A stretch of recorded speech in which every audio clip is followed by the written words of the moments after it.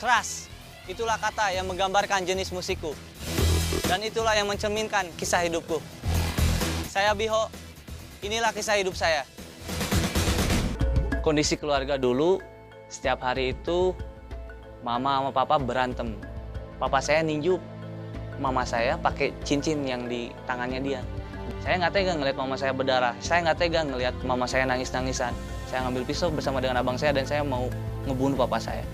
Tapi papa sempat bilang juga kayak begini, silakan bunuh aja saya, paling kalian masuk ke penjara.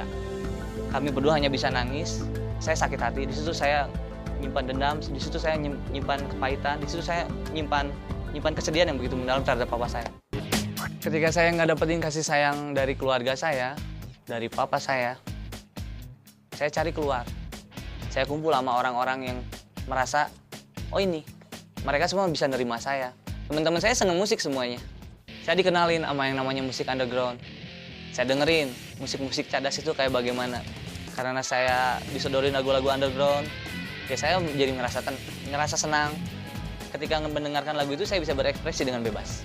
Saya bisa goyang, saya bisa pogo, saya bisa moshing, saya bisa headbang, saya bisa mengeluarkan setiap apa yang dalam kepala saya.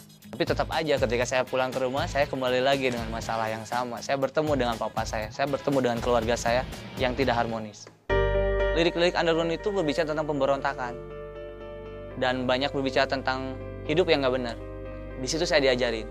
Saya ngerokok, saya minum sama teman-teman, saya menjadi keras kepala, saya menjadi orang yang cuek, orang yang selenehan, yang nggak peduli akan apapun juga, gak peduli sama masalah pakaian, gak peduli sama rambut, gak peduli sama badan, gak peduli sama orang-orang di sekitar.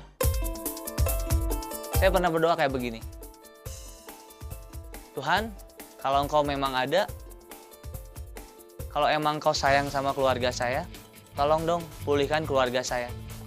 Tapi apa yang terjadi? Keluarga saya tambah parah. Kok Tuhan kayak begini? Gak terjadi apa-apa. Terus saya, Tuhan, dadah, saya nggak mau kenal lagi sama yang namanya Tuhan. Kalau bisa dibilang hidup saya nggak jelas. Saya nggak tahu mau kemana, saya sekolah, tapi saya nggak tahu mau ngapain. Saya belajar, saya nggak tahu mau jadi apa. Waktu saya SMA, kelas 3, ada teman saya namanya Elias.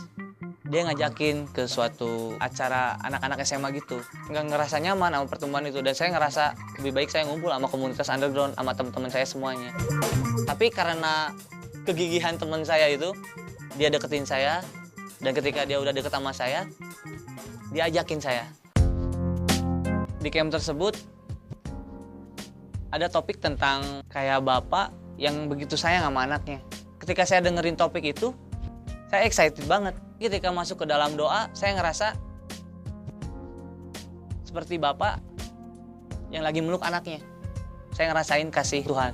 Itu yang ngebuat saya, oh ini Tuhan teh berbeda dengan yang dulu. Dan saya juga ditantang kayak begini, apakah kamu mengasihi papa kamu? Awalnya saya nggak bisa bilang, susah banget. Tapi saya didoain, ayo kamu bisa. Dan akhirnya saya bisa berkata, Bapak, aku mengasihi kamu. Kepahitan, sakit hati, dan semuanya seperti hilang. Saya merasa damai, sejahtera. Saya ngerasain sesuatu hal yang belum pernah saya rasain dalam hidup saya.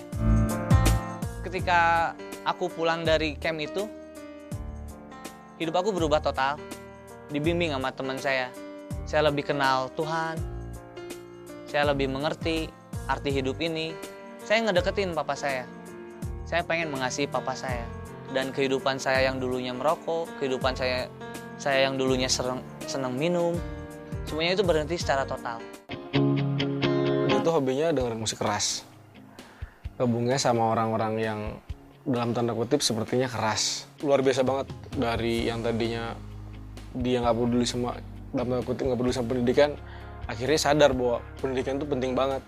Pola pikir yang tadinya cukup radikal, cukup keras, sekarang dia berubah. Yang tadi meledak-ledak, dia sekarang kita lihat sudah mulai bisa berpikir dengan tenang, untuk berpikir dengan jernih untuk menyelesaikan masalah. Itu tuh pasti berkat Tuhan banget kalau dia bisa berubah. Karena kalau bisa bilang orang luar yang 10%, Biho yang 30%. Yang lebih besar tuh karena Tuhan juga, 60% lebih tuh karena faktor Tuhan lah.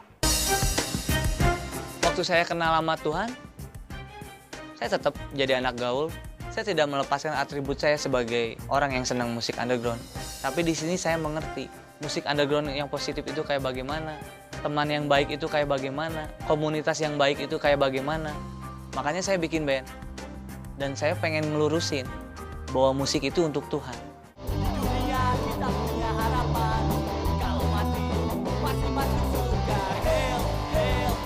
Dia satu band gitu dulu sama saya gitu ya. Kehidupan positif dia tuh benar-benar nyata gitu, bisa ngubahin sekitar gitu, termasuk saya selaku sahabatnya gitu. Tuhan itu seperti Bapa bagi saya.